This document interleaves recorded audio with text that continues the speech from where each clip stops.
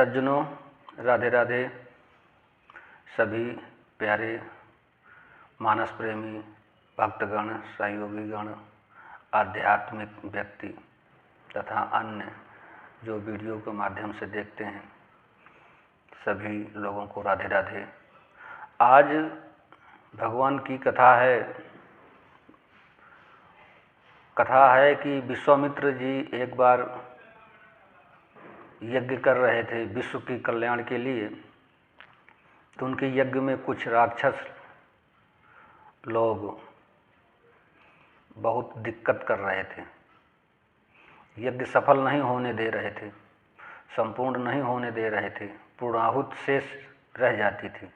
इसलिए विश्वामित्र बहुत चिंतित थे। तो सभी मुनियों ने कहा कि महाराज, आप तो सर्वस्व ज्ञानी हैं, आप इनको भस्म क्यों नहीं कर देते। विश्वामित्र ने कहा सभी मुनियों से कि देखिए सभी भक्तगण, सभी मुनिगण, मैं इनको भस्म तो कर सकता हूँ, परंतु मुझे करना नहीं चाहिए। यदि गुरु ऐसा करना लगेगा तो कल्याण कैसे होगा। इसलिए क्रोध को वश में करके, इसलिए मैं इनको कुछ नहीं कर सकता। ये ब्राह्मणों का कर्तव्य नहीं है, ये संतों का कर्तव्य नहीं है, ये मुनियों का कर्तव्य नहीं है, ये क्षत्रियों का कर्तव्य है। इसलिए आज ही मैं विश्वामित्र के पास विश्वामित्र जी बोले कि मैं आज ही राजा दशरथ जी के यहाँ जा रहा हूँ। उनके यहाँ 4 पुत्र पैदा हुए हैं, भगवान विष्णु अवतार भी हुए हैं, जिनका राम नाम है। तो राम और लक्ष्मण दोनों पुत्रों को मैं लेकर के आता हूँ, वही मेरे यज्ञ को संपूर्ण करा सकते हैं, क्योंकि वो संपूर्ण नारायण है। इसलिए विश्वामित्र ने कहा मैं आज ही जा रहा हूँ महाराजा दशरथ जी के यहाँ। दशरथ जी के यहाँ पहुँचे। दशरथ जी ने बड़े आदर से चरण पखाड़े, चरण स्पर्श किया, आंगन में ले गए, सुंदर आसन पर बैठाए और बोला, मुनिवर हुक्म करिए, क्या आदेश है आपका। विश्वामित्र ने कहा, राजन, मुझे एक वस्तु ऐसी चाहिए, वो आपके पास मौजूद है, वो मुझको आप देने से इनकार मत करना। राजा दशरथ जी ने कहा कि रघुकुल रीत सदा चली आई, प्राण जाए पर वचन न जाई। मैं वचन देता हूँ कि आपको मैं दूंगा। विश्वामित्र ने बड़े सुंदर और लहजे से बोला कि राजन, तुम्हारे 2 सुंदर राजकुमार हैं, राम और लक्ष्मण, उनको मुझे आवश्यकता है। राजा दशरथ जी चिंतित हो गए कि बहुत दिनों के बाद तो मेरे यहाँ सुंदर राजकुमारों का जन्म हुआ। अब मुनिवर आपने मांगा तो क्या मांगा, और कुछ मांग लीजिए, मैं नहीं दे सकता ये पुत्र। तो मुनि ने कहा कि मैं फिर रूठ करके जा रहा हूँ। राजन, आप अपने वचन से मुकर रहे हैं, और उधर आप कहते हैं कि हम रघुकुल शिरोमणि हैं, तो आपका वचन मिथ्या हो जाएगा। मुनि साधु संत राजन के यहाँ से चले जाएं तो वचन मिथ्या हो जाता। मिथ्या मतलब कलंक लग जाएगा आपके पूर्वजों के ऊपर। तो राजा दशरथ जी ने गुरुदेव जी से पूछा, गुरु वशिष्ठ जी से, कि आप कुल पुरोहित हैं, बताइए गुरुवर, आपके आदेशानुसार कैसे किया जाए। तो वशिष्ठ जी ने कहा कि राजन, विश्वामित्र जो कह रहे हैं वो सत्य ही कह रहे हैं और सच ही कह रहे हैं, उन्हीं के अनुसरण कार्य करना उचित है, पुत्र दे दीजिए। वशिष्ठ जी को मालूम था कि विश्वामित्र हैं, ये विश्व के मित्र हैं, पूरे संसार के ये मित्र हैं, सबके हित के लिए यज्ञ कर रहे हैं। राजन, ये स्वयं अपने लिए नहीं कर रहे हैं, न अपना यश के लिए कर रहे हैं, राज और समाज सब जनहित के लिए कर रहे हैं। इससे आपका गौरव होगा, प्रतिष्ठा होगी, यश होगी। राजा दशरथ जी ने कहा कि ठीक है गुरुदेव, जो आप कहते हैं तो मुनि को मैं ये 2 सुकुमार दे रहा हूँ राम लक्ष्मण को। तो वही लेकर के विश्वामित्र जी राम लक्ष्मण को लेकर के चल दिए। तो कहते हैं कि इसके पहले थोड़ा सा विघ्न विनाशक जी का ध्यान कर लेना चाहिए। तो आओ सब लोग भगवान गणेश जी का ध्यान करते हुए, क्योंकि गणों के ईश हैं, सभी देवताओं के ईश हैं गणेश भगवान। आओ गणेश जी का ध्यान करते हैं बड़े आनंद पूर्वक मन से। गजाननं भूतगणाधिसेवितं कपित्थजम्बूफलचारुभक्षणम् उमासुतं शोकविनाशकारकं नमामि विघ्नेश्वरपादपङ्कजं। सर्वमङ्गलमाङ्गल्ये शिवे सर्वार्धसाधिके शरणे त्र्यम्बके गौरी नारायणी नमोऽस्तुते। विनायकं गुरुं भानुं ब्रह्म विष्णुं महेश्वरं सरस्वती प्रणम्यादौ सर्वकामार्थसिद्धये सर्वमनोरथ सिद्धये।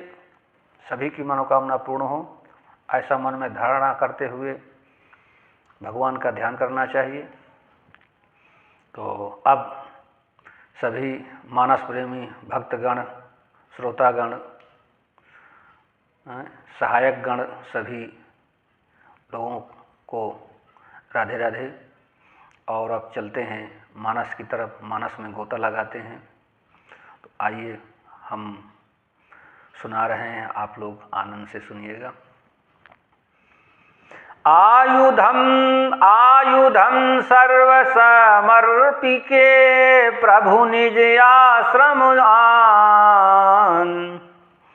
आयुध सर्व समर्पिके प्रभु निज आश्रम आन।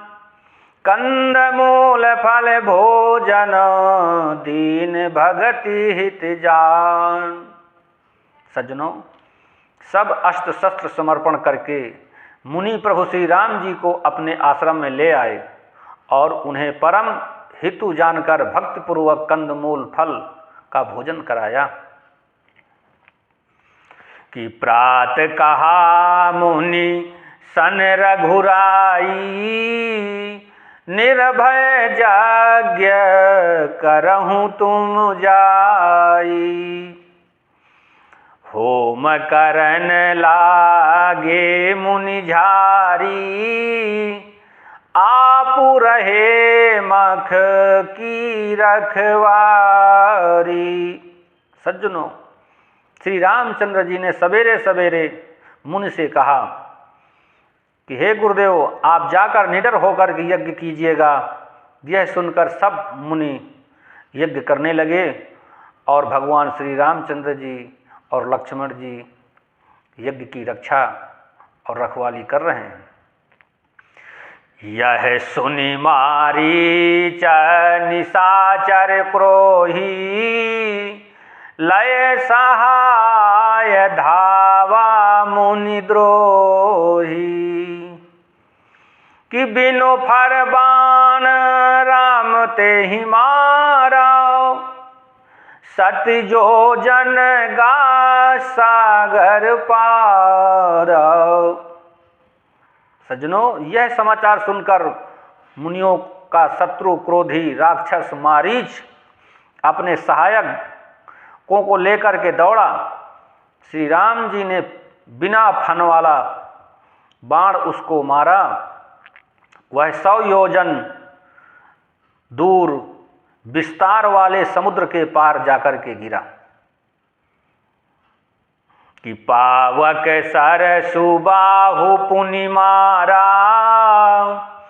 अनुज निशाचर कटकु संघारा।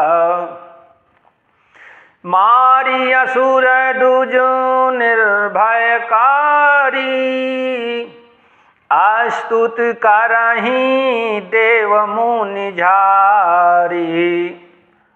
सज्जनों, फिर सुबाहु को अग्निबाण मारा। छोटे भाई लक्ष्मण ने राक्षसों की सेना का संहार कर डाला। इस प्रकार श्री राम जी ने राक्षसों को मार करके ब्राह्मणों को निर्भय कर दिया। तब सारे देवता मुनि स्तुति करने लगे कि ताहा पुण्य का छुकर दिवस रघुराया, रहे कीन विप्रन पर दाया। कि भागति है तू बहु कथा पुराण, कहे विप्र यद्यप प्रभु जाना।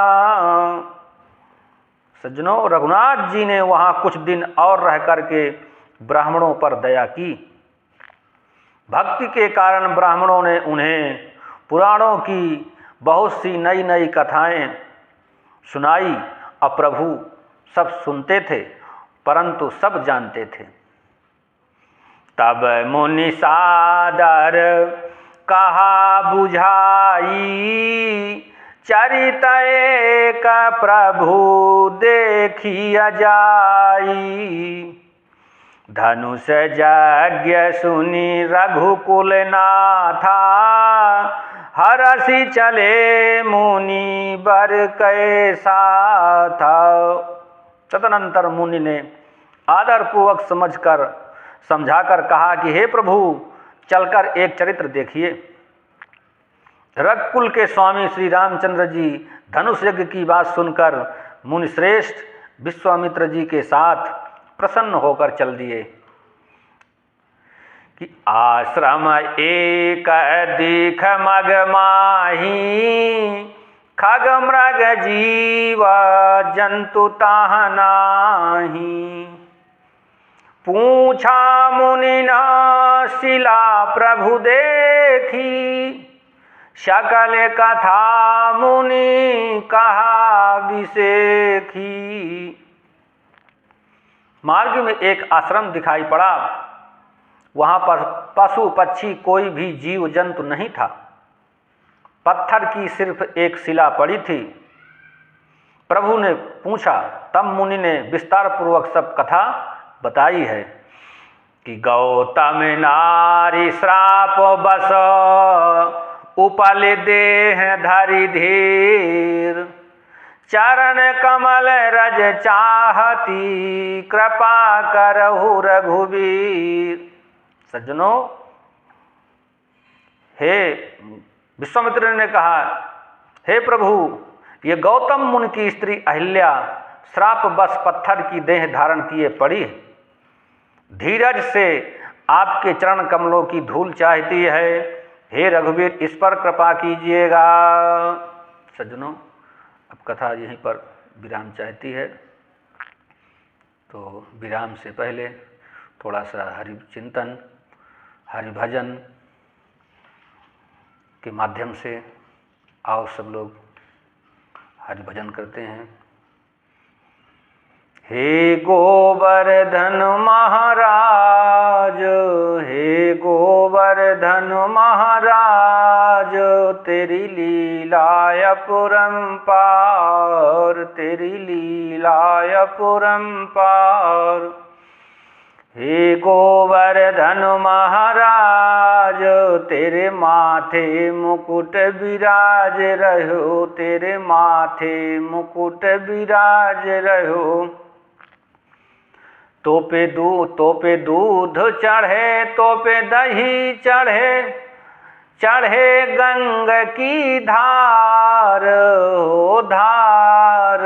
तेरी लीला अपरंपार। श्री गोवर्धन महाराज, ओ महाराज, तेरी लीला अपरंपार। तेरी माथे मुकुट विराज रहे, तेरे कानों कुंडल छाज रहे, तेरे गले में फूलन हार हो हार।